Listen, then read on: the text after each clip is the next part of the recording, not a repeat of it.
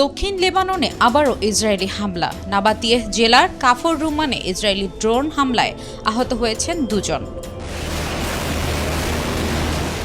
স্থানীয় সংবাদ মাধ্যমের বরাতে শাফাক নিউজ জানিয়েছে, শনিবার এই হামলা চালানো হয়। এছাড়া নাবাতিয়েহ এলাকায় আলী আল তাহের উচ্চভূমি ও নাবাতিয়েহ আল ফাওকার উপকণ্ঠে গোলাবর্ষণের খবর পাওয়া গেছে। একই এলাকায় ইসরায়েলি একটি বিমান থেকে বিস্ফোরক ফেলার কথাও জানিয়েছে স্থানীয় সূত্র। এদিকে সাজোয়া যান ও বুলডুজার নিয়ে জাওতার আল গারবিয়াহ এলাকায় প্রবেশ করে ইসরায়েলি সেনারা।